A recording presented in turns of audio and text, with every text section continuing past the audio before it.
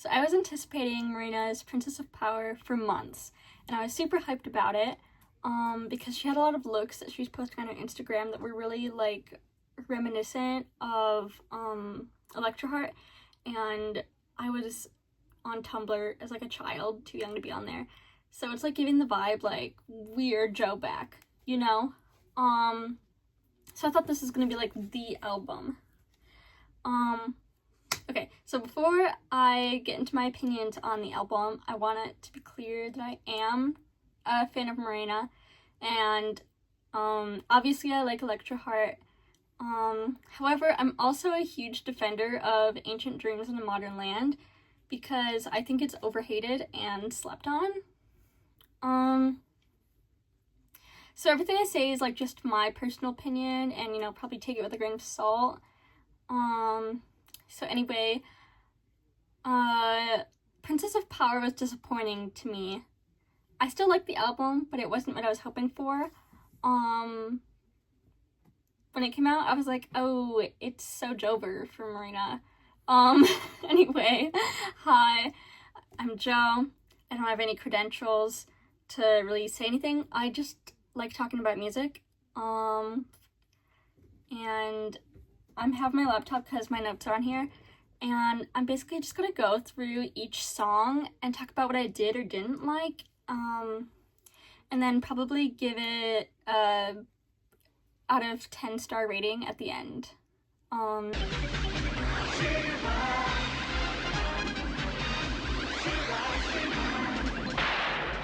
Princess of Power is, like, a pretty solid opener track, and it's a good hype song. I like it. There's not a lot of issues with it. So the lyricism itself wasn't, like, crazy good, but it wasn't bad. Like, there wasn't, like, any poignant message. It's just kind of, like, setting up, like, the thesis of the album, I feel like. And, like, the main conflicts and tensions we're gonna be feeling throughout. I don't know much about, like, Marina as a person, because when I get into music, I don't really care about the artist itself. I'm kind of just here for the art. But this song itself, it's giving, like, divorce era. It's giving I just got out of jail. It's kind of like, shoot, what am I thinking of? Fresh Out the Slammer by Taylor Swift. And because it's called Princess of Power, I expected more references to She-Ra, especially because she's playing around with, like, trend cycles and retro stuff in this album. I think I read on Genius that Marina said that this is a loosely character-led project. Like, it's about a character, but she's not playing the character for the entire era. So I'm kind of confused because she says, "Welcome to my world, Princess of Power." Is the listener the Princess of Power? Is she the Princess of Power? Like, is Princess of Power its own character or, like, an older version of Electroheart? I don't really know. It's kind of hard to tell. And the music videos themselves don't seem super character-led from what I've gathered. I'm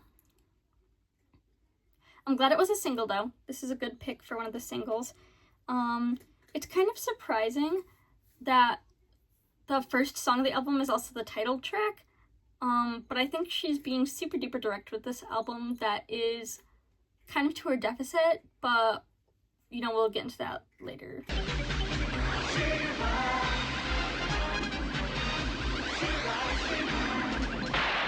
Remember, I'm pretty sure this single came out in February, and I streamed it right away, but I didn't like it. I was super disappointed. I found it obnoxious and shallow and just mediocre in general. Like, is this really Marina?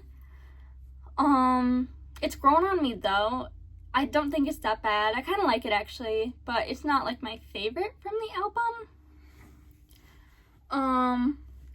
Butterfly as a song feels less like a Marina project and more like a deluxe track from Portals by Melanie Martinez. Excuse me, honey. Do you need to leave the room? She's chilling. Yeah, I'm a butterfly. You just never see my energy.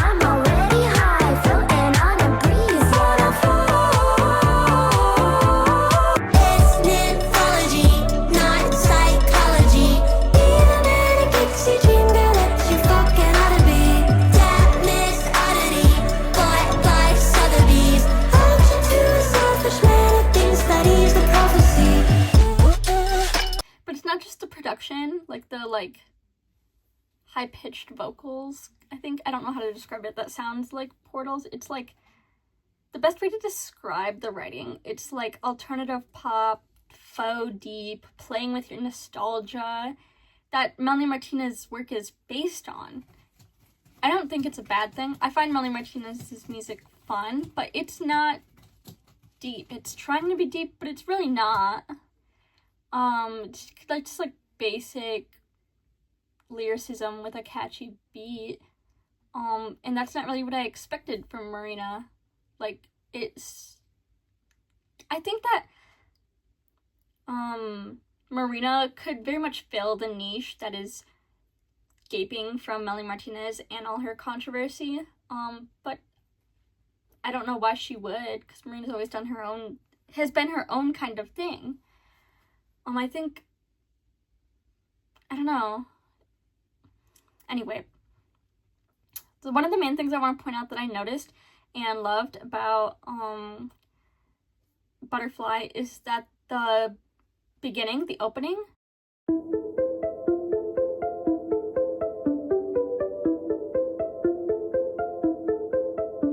those instrumentals sound just like Power and Control.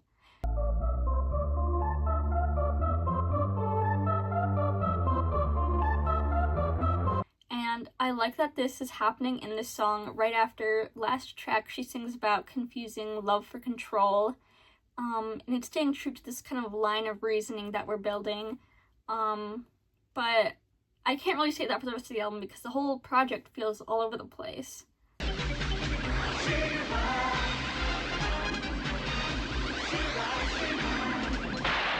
Just came out, I kind of questioned it for like a single, and I was like, I guess, but I think it's proven to be the best song on the album, and it's great. It very much emulates the feeling of Electra Heart, and I think that's what fans were looking for, and I think that's kind of the energy she's trying to bring back with this era. It's catchy, and it balances, like, genuineness with, like, some sarcasm, and it like plays with like modern ideas like serving cunt and all that, and like modern feminism and the way we interact with past misogyny, and I think that's really interesting. And when I played this song with my friends, they tend to cringe at the line like, do they still say YOLO? But I really love that, and I love creating these grand images and then just breaking them with like modern or millennial-esque lines. However, it's kind of confusing what this song means for the character of Princess of Power and the progression, especially the line, "It's not his fault he fell in love." Like, it kind of contradicts the idea that love is by design and that we are searching for truth in love by dismissing love. So I don't know why this track is coming in at this spot in the album.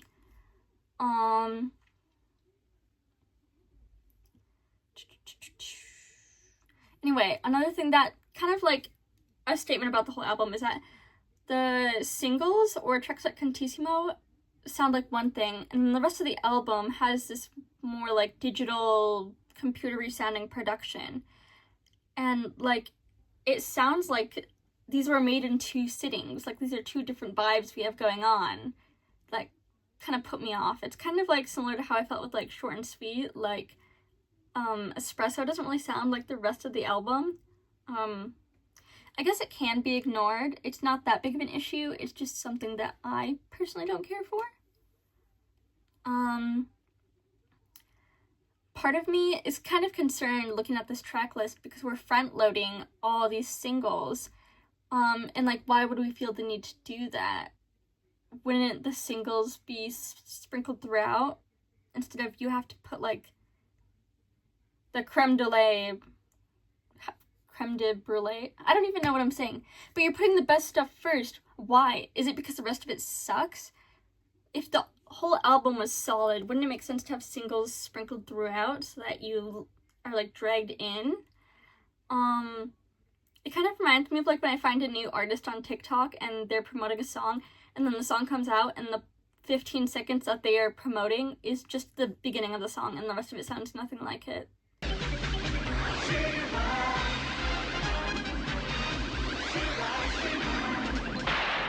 It really stuck out to me when I first listened to the album, because even if the lyricism isn't great or deep or anything special, I don't really care because it's fun and unique and it sounds funky and I really like it. I think it's cool.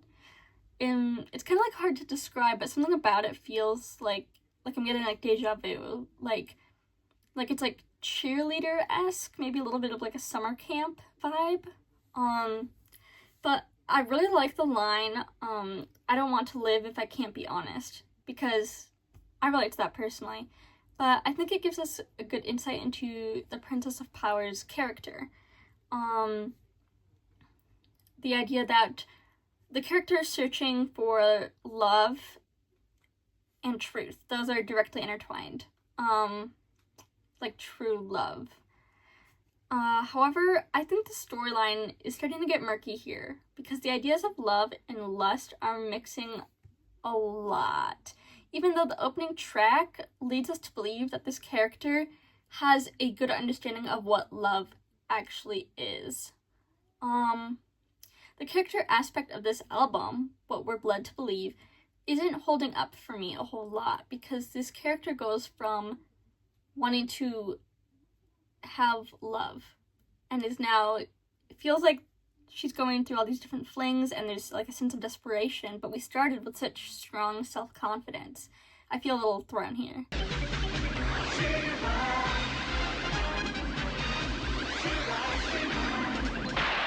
I kind of hated Cupid's Girl when it first released. I don't really mind it now though. It's not my favorite. Cupid's Girl is like the exact opposite of Cantissimo though. Like chalant. Like, why are we being chalant after we were so nonchalant? Shake your dress! Ladies, come on. You know, you see me doing my work type shift. Like, the direction of the album just feels confusing. But, you know, whatever. The one thing I do dislike about this song a lot, though, is that when I hear, like, the chorus... Cupid, you're so stupid, trying to resist my kiss, but you know I'll never miss. All I can think of is that one song, like the really annoying song that boys would sing on the bus in middle school, and I think it was trending on like TikTok or Musical.ly or something. Miss, I guess they never miss, huh? You got a boyfriend, I bet he doesn't kiss ya. Honey's back. Yes, miss?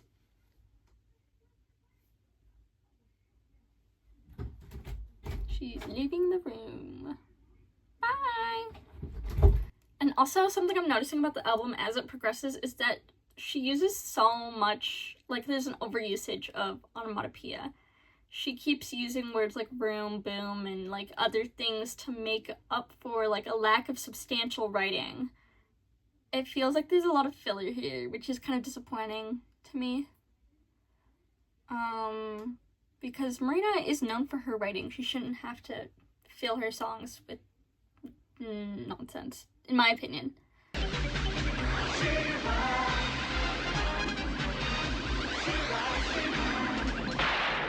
Metallic Stallion is a literal snooze fest, and I don't care if it's supposed to be deep. I'm not gonna bother looking up the lyrics because I don't care. I personally get really annoyed when like pop albums abruptly just like drop off into slow ballads. Like, you don't ease us in. I'm looking at you, Guts, because that was my issue with that album when it first came out. I just don't find this song interesting. I'm sorry if it's your fave. I just don't like it, and I don't care to try to like it. The imagery of the Metallic Stallion alone does nothing for me but evoke Katy Perry's Dark Horse. And I think that's bad. That's a beginning of the end times.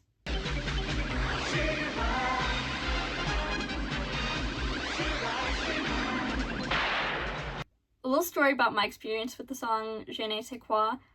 The night that the album was set to release, I stayed up until like midnight or whenever it was it came out. It was like early in the morning, and immediately started listening, like the second it dropped. So I was kind of sleep deprived, and I was really excited. And I was listening to this album being like, okay, cool, okay. And then all of that anticipation, excitement, like, it just died. It exploded. No, not even exploded. It wasn't anything spectacular. It just, like, shriveled up and flopped over and like, gasped its last breath, when this song started. And by the time she said, like, je ne sais quoi for, like, the 7th time, I pressed pause, turned my phone off, and I just went to bed, literally. Like, I was done. I was disappointed. I was like, this album is not what I wanted. This song sucks, and it's annoying and obnoxious. Like, I just was ready to give up on the album as a whole. I think after my second listen through, because I re-listened to this song to write this video, right? It's not awful, but it's just too repetitive, and it's just not interesting.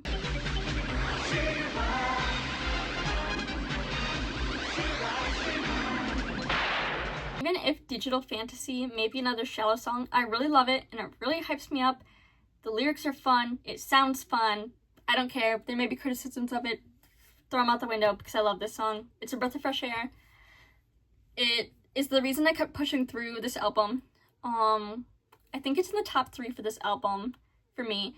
It really reminds me of I Love You But I Love Me More, which is one of my favorite songs from Ancient Dreams in a Modern Land. Side note, I saw somewhere on TikTok, I can't find it now, otherwise I would credit them, that Princess of Power is supposed to be like a retro video game concept album. I don't care enough to check if that's true. I didn't see it on Genius when I looked it up. I don't really see that, except for, like, the opening, Princess of Power, this song, and, like, the closing song, Final Boss. But overall, I don't think Marina committed enough with the character idea that she was going here. But nonetheless, I love Digital Fantasy. I think it's great. I think it's good. I think it's really, like, I think it's about this character coming to reality of trying to find love in a modern time that is so diluted by photoshopped AI'd images of women and social media and, like, character AI. That's something I just thought of that's not in my script.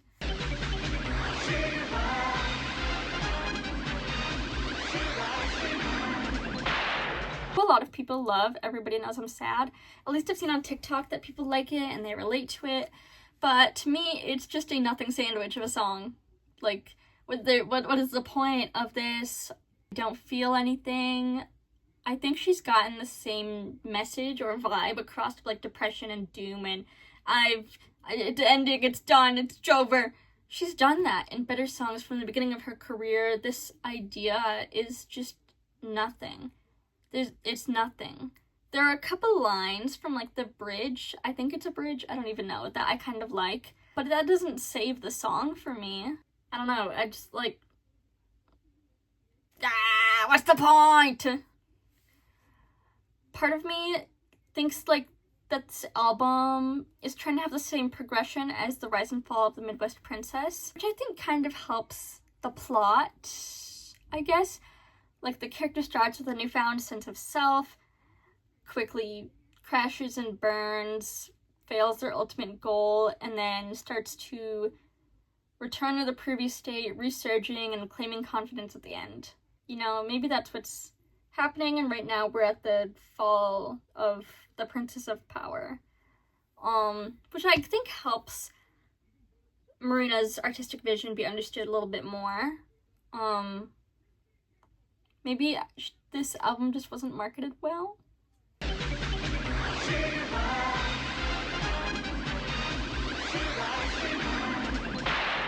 Single-handedly the worst song that Marina has ever released. It is absurd and awful and lacking artistry in every way, shape, and form. It makes me feel stupid listening to it. Like,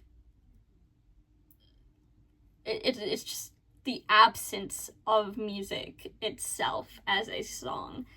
I think the Swiftologist explained it really good. She went to the Katy Perry School of Crashing Out as a songwriter. She actually graduated summa cum laude with a master's degree and a PhD above Katy Perry. You have successfully been bestowed, Marina, worst pop songwriter actively producing slop music that sounds like it could have been written by ChatGPT, but even ChatGPT would be too ashamed to claim this from you. I think he was too harsh on the album as a whole, but his hatred for Hello Kitty is completely valid.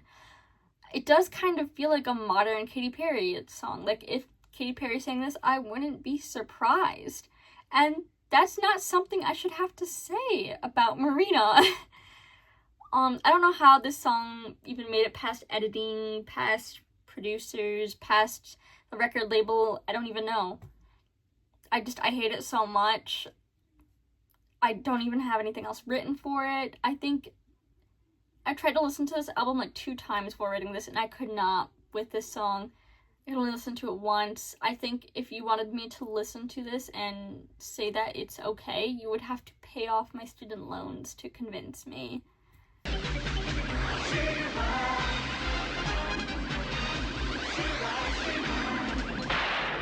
I love you, or I heart you, or I less than 3 you. I don't know what I'm supposed to call this song. I overlooked this one at first. I think it's gotten a lot of love on TikTok, at least in Marina TikTok side of the TikTok. But I did sit with this song for a bit, and I actually found it pretty fun. I think it's like, the production's good. It's like whimsical, but it's kind of silly. It feels like if you put Contissimo through a strainer, or like, imagine like Contissimo is a bar of soap, and they cut up the soap and gave it to you then. You know, like, Contissimo is like this really nice fancy soap, and then this song is like a little bit of soap you have left in the shower, and it's like kind of slippery, and it's kind of hard to put on your like washcloth, and it kind of just is like gone and it goes down the drain. But like in a good way, or like in the best way that I can mean that. There's just not a lot to say about this song.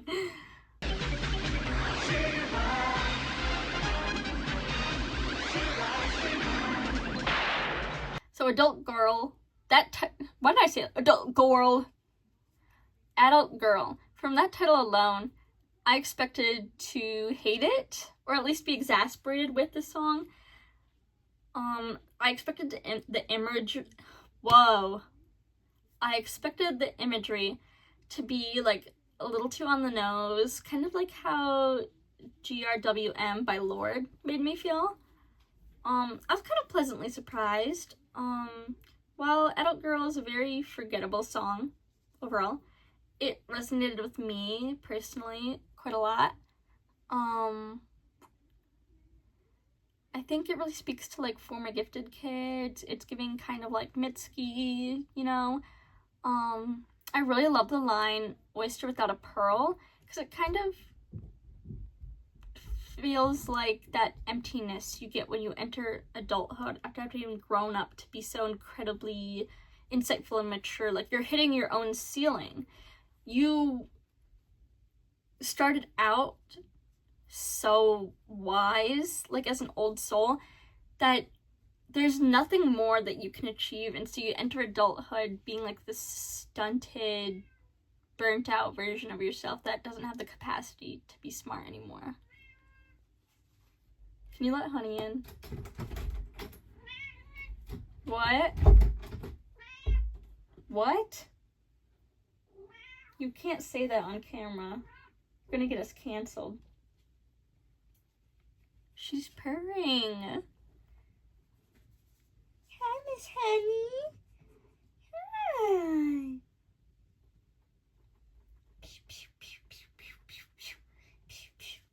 Pat your tummy. Okay. Where was I even?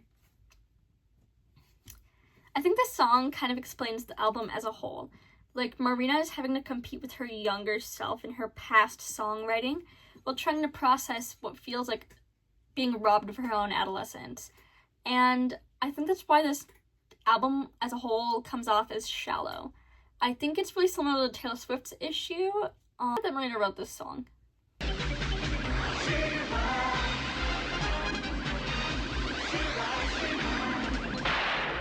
closing song, Final Boss feels like directly connected to Princess of Power, the opening track. It's a very full circle moment, and I love when things are full circle. I also think that Marina is directly speaking to the listeners of this album in this one, or maybe like critics more likely. I feel like I kind of thought that maybe this was like a hiatus announcement, or maybe a death of the character that she created for this project, or maybe it's like a death of Electra Heart, her trying to shelve that album and that reputation and move on. Like, that was your peak, and she needs to like move on because she can't do better than Electra Heart, in my opinion.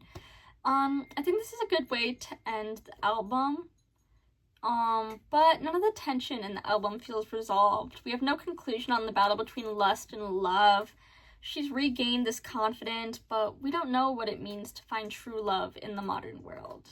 It just kind of like, are we meant to meet a resolution? Are these ideas like the final boss itself? I don't really know, but she did reference Mario, and I think that was cool. Okay, so closing thoughts. Through the whole album, I think I have a greater appreciation for it after listening to it, writing about it, talking about it. Still 6 out of 10 stars though. I'm still kind of disappointed in it, but I think I would defend this album if someone were to say like, oh, it's bad. Like, no, it's not bad. Some of it's good. It's not great though. Top 3 songs. Cantissimo, Digital Fantasy, Princess of Power. I don't know. If you enjoyed this video somewhat, if at all. A lot of this was just aimless rambling. I think this is Marina's best work, but I don't think it deserves to be like full on hated. But this whole video is just for fun. I did my makeup for it. It actually looks kind of horrendous IRL, but it's okay on camera. And I think that's all I have to say, honestly. So, thanks for watching, and bye.